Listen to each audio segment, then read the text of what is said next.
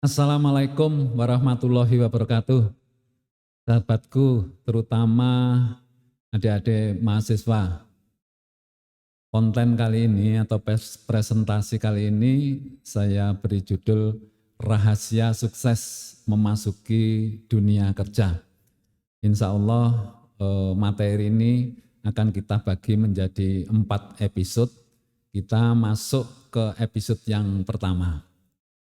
Sahabatku atau adik-adik mahasiswa, saya ingin memperkenalkan diri. Yang pertama, nama saya adalah Suyitno Irmim, kemudian saya lahir di Banyuwangi tahun 1953. Alamat saya di Permata Jingga, Blok Cemara 17 Malang. Status saya pensiunan dari Direksi PTPN 11. Kemudian saya pada saat ini status saya sebagai trainer motivator. Pengalaman kerja saya sekitar 38 tahun dan pendidikan terakhir S2 di KU Leuven, Belgia. Saya hobi menulis buku, insya Allah sudah 115 judul buku yang terkait semuanya membahas tentang soft skill seperti leadership, motivation, karakter building, teamwork building, dan lain sebagainya. Adik-adik para mahasiswa, ya memang materi ini dikhususkan untuk yang pertama para mahasiswa semester akhir, yang kedua para mahasiswa calon wisudawan, yang ketiga para lulusan perguruan tinggi, yang keempat mereka yang sedang melamar pekerjaan. Dan juga yang kelima ini mereka yang sedang memulai kerja, jadi baru masuk di dunia kerja.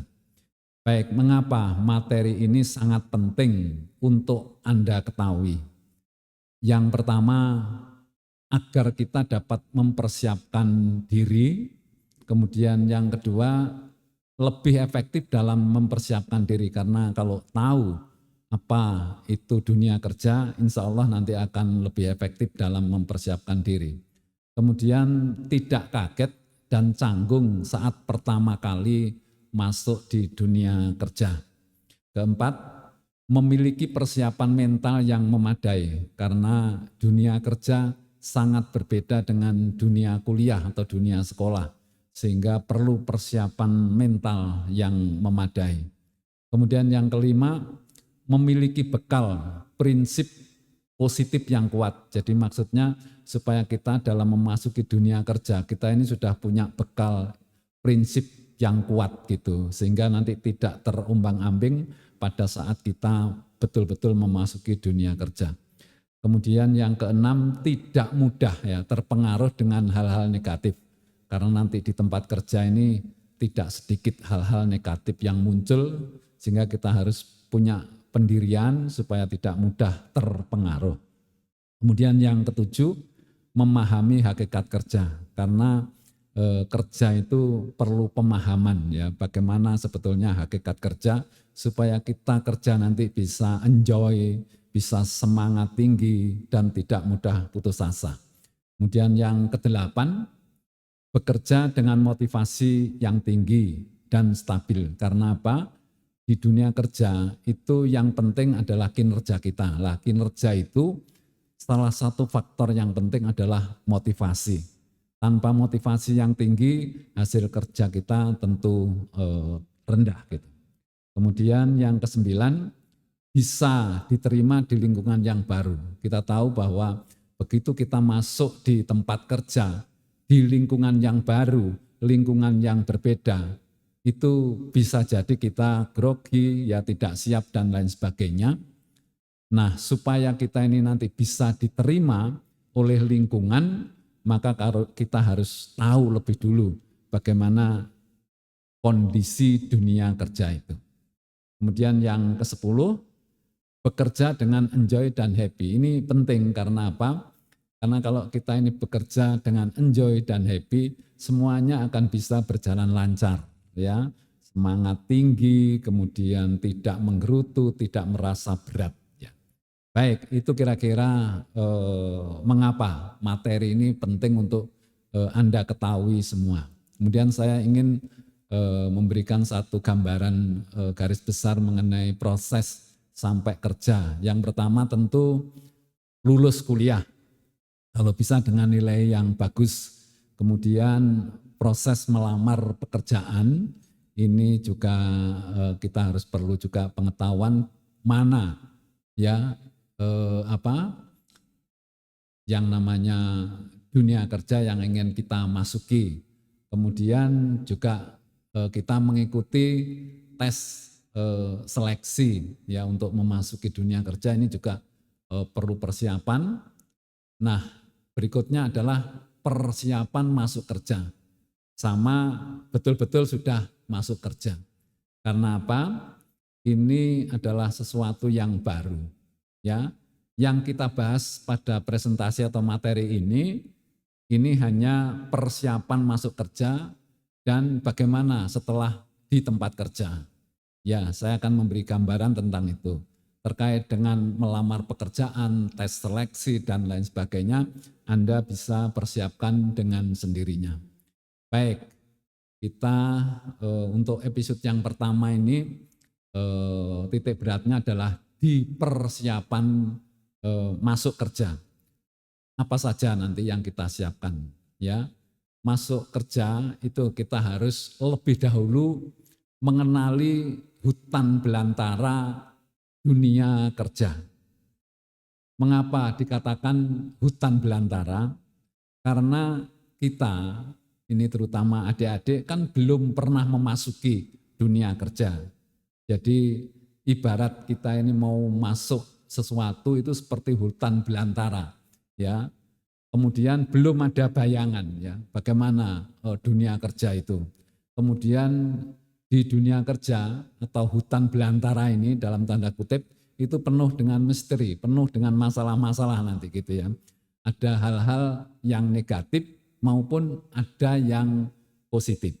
Kemudian setiap saat itu bisa muncul masalah baru. Oleh karena itu, kalau kita ibarat memasuki hutan belantara, sudah ada gambaran tentang kondisi di hutan itu sendiri, kita tentu akan lebih baik di dalam menyiapkan diri, mempersiapkan bagaimana nanti pada saat kita betul-betul masuk, itu sudah ada gambaran dan tentu akan lebih siap dan lancar.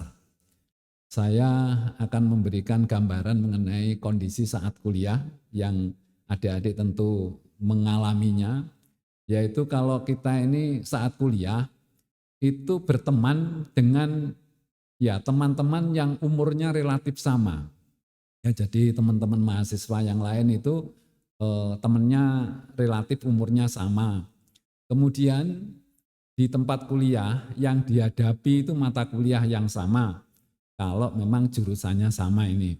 Kemudian saat kuliah kita ini mengerjakan sesuatu yang relatif sama juga. Kemudian tujuannya juga sama, ya, cepat bisa lulus. Kemudian kebanyakan problem-problem yang dihadapi juga relatif sama.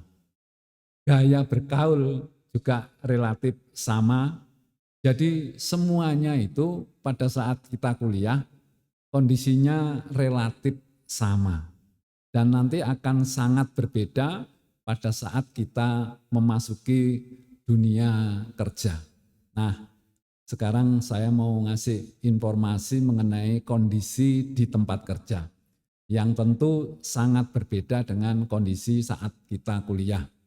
Yang pertama, suasana atau lokasi atau properti ya yang berbeda. Artinya di tempat kuliah itu mungkin propertinya atau lokasinya itu seperti yang Anda sekalian alami. Tetapi di tempat kerja itu berbeda. Bisa ada yang mewah, mungkin setengah mewah, dan mungkin juga ada yang biasa-biasa saja. Kemudian pegawainya itu dengan umur yang bervariatif. Ada yang masih muda, ada yang umur 30, ada yang 40, ada 50, bahkan ada yang sudah mau pensiun. Jadi berbeda pada saat kita kuliah, teman kita sama semua.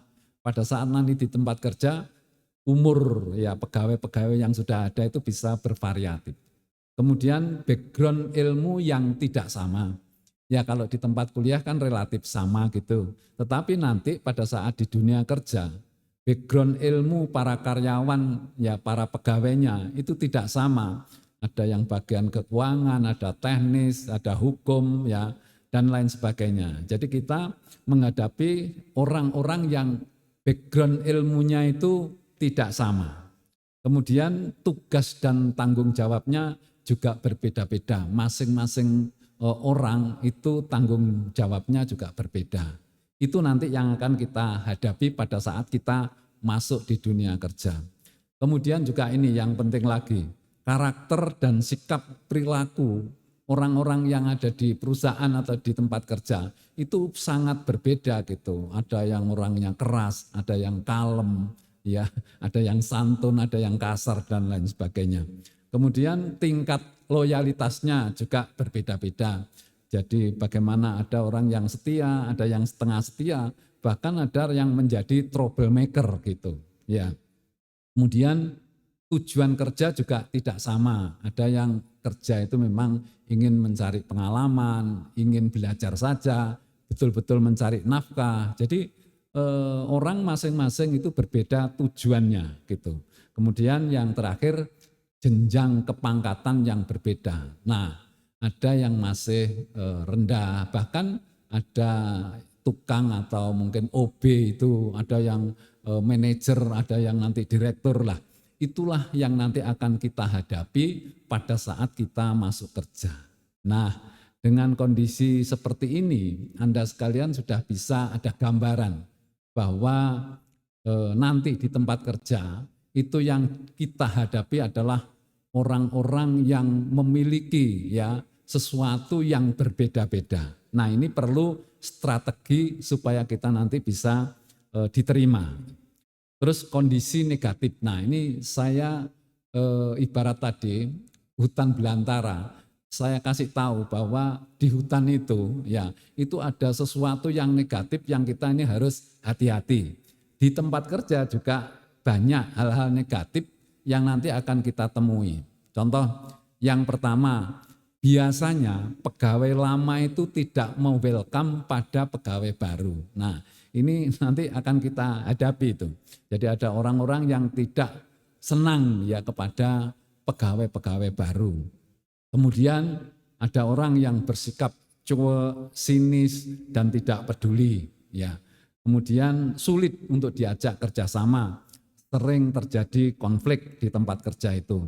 Kemudian ada karyawan yang kerjanya itu malas. Nah, kita ini nanti akan berhadapan dengan orang yang kerjanya malas itu bagaimana sikap kita? Kita ikut malas atau kita bisa bertahan ya sesuai dengan rencana kita atau prinsip kita bahwa kita harus kerja dengan semangat yang tinggi. Kemudian ada juga nanti kalau sudah kita masuk itu ada orang yang suka menggunjing, memfitnah ya. Terus kemudian juga ada ya karyawan pegawai yang suka jegal-menjegal karena rebutan ya pangkat, ya jabatan dan lain sebagainya. Nah, kemudian ada klik-klikan juga. Jadi ada klik-klikan maksudnya di dalam satu perusahaan atau tempat kerja itu ada semacam klik. Klik itu bisa asal sekolah umpamanya saja dari universitas tertentu membuat klik ya, kemudian dari daerah tertentu membuat klik. Nah, ini nanti akan kita temui ya di tempat kerja itu ada klik-klikan. Nah, bagaimana sikap kita? Kemudian juga ada karyawan yang suka protes ya, bikin masalah, kemudian suka manas-manasi, suka ngompori. Nah, kita harus bisa nanti menghadapi orang-orang seperti ini. Terakhir ini nanti ada juga yang namanya karyawan itu yang ngatok. Nah, kita harus hati-hati kalau ketemu dengan karyawan-karyawan yang model ngatok. Ngatok itu apa ya, seolah-olah baik dengan bos gitu. Padahal ada maksud-maksud tertentu.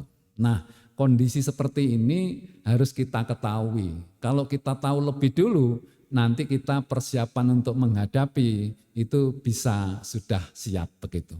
Kemudian selain kondisi negatif, ini juga ada kondisi positif ya untuk memberikan semangat kepada kita. Jadi sebetulnya masih banyak orang yang senang jika ada karyawan atau pegawai baru.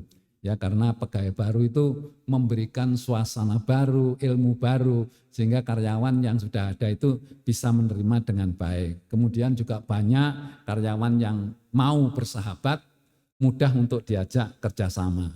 Ya, bekerja dengan semangat tinggi lah. Orang-orang seperti inilah yang nanti harus kita tiru gitu. Kemudian mau membimbing, biasanya juga ada orang-orang yang baik mau membimbing tenaga-tenaga atau pegawai baru. Kemudian peduli dan bersikap ramah. Jadi masih ada, sehingga kita tidak perlu khawatir. Cuma kita harus tahu kondisi negatifnya seperti apa, kondisi positifnya juga seperti apa. Nah, di tempat kerja ini yang perlu juga kita ketahui. Di sana atau di tempat kerja itu ada aturan dan SOP. Ya, jadi yang pertama, di tempat kerja itu ada aturan atau perjanjian kerja bersama ya antara manajemen dengan karyawan atau pegawai. Kemudian ada standar operating prosedur ya, di mana masing-masing bagian itu berbeda-beda SOP-nya. Kemudian yang ketiga, aturan ya yang tidak tertulis itu juga ada ya di tempat kerja itu. Sehingga kita harus mengetahui ini. Kemudian ada tata krama dan sopan santun juga gitu ya. Kemudian ada budaya kerja. Nah, dari kelima hal ini kita nanti akan terikat. Artinya kita harus patuh ya, mematuhi aturan-aturan dan SOP yang ada di tempat kerja. Jadi kita tidak bisa bebas begitu saja, karena di tempat kerja itu ada aturan dan SOP.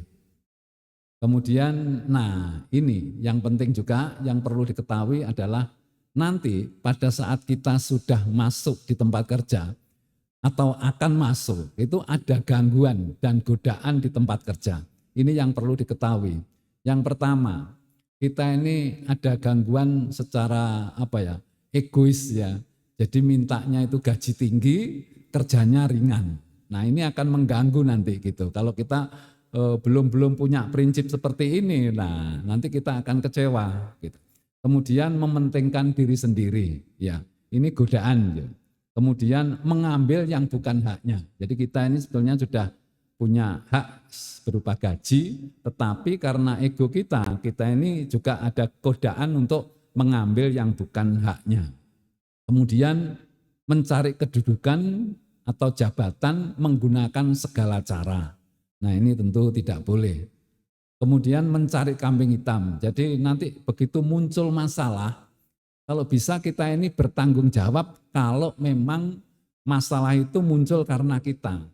Nah kebanyakan nanti di tempat kerja itu kalau ada masalah, itu masing-masing orang mencari kambing hitam, ya tidak mau bertanggung jawab. Nah ini satu hal yang tidak boleh dilakukan. Kemudian ini yang penting juga ini, karena di tempat kerja ini ternyata ada pegawai laki dan perempuan. Nah ini godaannya kadang-kadang ada cinta lokasi ya, atau katakanlah selingkuh seperti itu. Nah ini merupakan godaan di tempat kerja ya, karena setiap hari kita ketemu dengan lawan jenis kita ya, lama-lama kalau kita tidak bisa mengendalikan diri bisa terjadi cinta lokasi atau perselingkuhan. Nah hal-hal ini yang perlu kita hindari, jangan sampai kita tergoda. Kemudian lagi di tempat kerja ya, tempat kerja kita ini mesti mempunyai mitra kerja. Nah, tugas kita sebetulnya ya sebagai karyawan atau pegawai itu membina atau merawat bagaimana mitra kerja ini bisa terus bisa berhubungan dengan tempat kerja kita. Siapa mitra kerja kita? Yang pertama adalah pelanggan atau konsumen besar. Kemudian supplier atau pemasok. Yang ketiga, instansi pemerintah, karena ini sebagai regulator kita pasti ya bermitra dengan instansi pemerintah. Kemudian yang keempat adalah masyarakat sekitar dan lembaga-lembaga masyarakat yang menjadi mitra kerja kita. Nah, kita ini harus berbuat baik kepada mitra kerja ini. Kemudian saya juga ingin memberikan satu gambaran, ya gambaran indah tentang dunia kerja itu, ya bahwa tempat kerja itu adalah tempat kita untuk kita bersilaturahim dengan orang lain, ya. Kemudian tempat kerja ini merupakan tempat untuk mendapatkan teman baru, ya. Kemudian tempat untuk mengais rezeki. Nah, ini yang penting sekali bahwa kita harus menyadari tempat kerja itu merupakan sawah ladang kita untuk kita mengais rezeki, ya, untuk kita bisa menghidupi keluarga, ya. Kemudian tempat untuk menambah, ya, menambah ilmu dan pengalaman. Ya, mohon maaf ini tulisannya keliru. Jadi menambah ilmu dan pengalaman, ya. Nanti di tempat kerja ini kita bisa belajar banyak, ya. Terus kemudian tempat untuk tukar menukar informasi, ya. Kemudian tempat mengaktualisasikan diri. Jadi kita ini punya apa ya, semacam cita-cita bagaimana kita bisa mengeluarkan seluruh potensi yang ada di dalam diri kita. Di tempat kerja itulah tempatnya. Kemudian yang terakhir tentu tempat kerja ini adalah tempat kita untuk mengabdi, tempat kita untuk beribadah kepada Allah. Ya, sebenarnya atau pada hakikatnya kerja itu adalah ibadah. Sehingga tempat kerja yang insya Allah 8 jam per hari, per hari 8 jam, itu bisa kita gunakan sebagai tempat untuk mengabdi, tempat untuk beribadah kepada Allah. Inilah gambaran yang indah.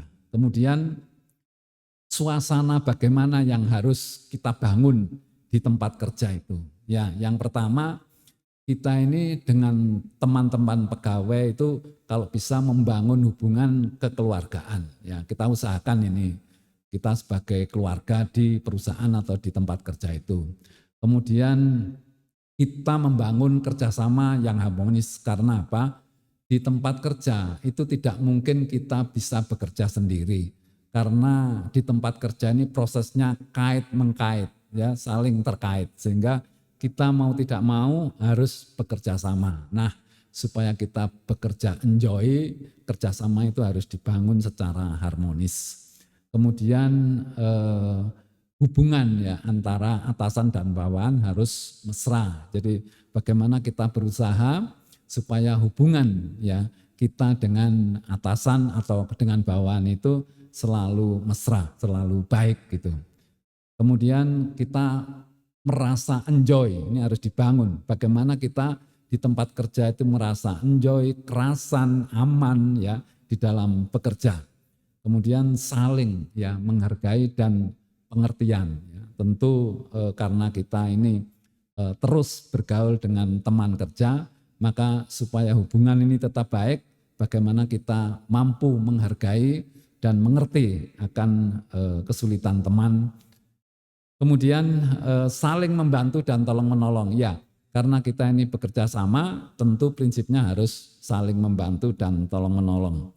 Kemudian yang terakhir, kita saling mengingatkan. Ya, tempat kerja pasti banyak kegiatan, pasti ada banyak kekeliruan dan kesalahan. Nah, kita di sana harus selalu saling mengingatkan.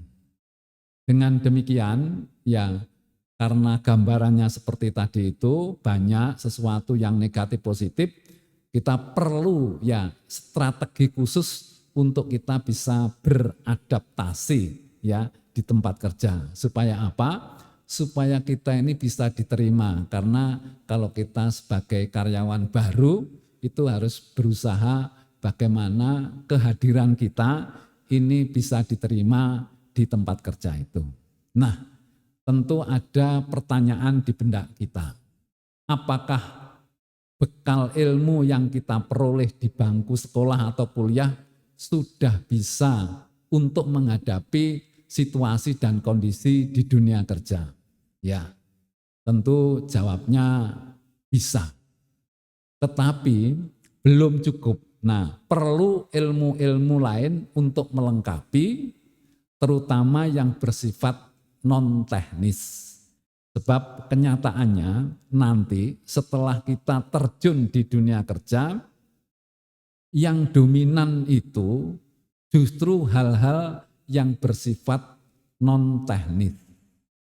Ingat, sekali lagi saya sampaikan bahwa nanti sesudah kita betul-betul terjun di dunia kerja, yang dominan itu justru hal-hal yang bersifat non-teknis. Nah, itu kira-kira yang bisa kita diskusikan pada episode yang pertama. Nah, saya akan menyimpulkan pada episode yang pertama itu, dari uraian di atas dapat disimpulkan bahwa mengenali lebih dulu kondisi ya dan situasi real di dunia kerja sangat mutlak diperlukan agar kita dapat mempersiapkan diri, terutama siap mental untuk menghadapi kondisi dan situasi real di tempat kerja. Demikian untuk episode yang pertama. Terima kasih, mudah-mudahan bermanfaat. Saya akhiri untuk episode yang pertama. Wassalamualaikum warahmatullahi wabarakatuh.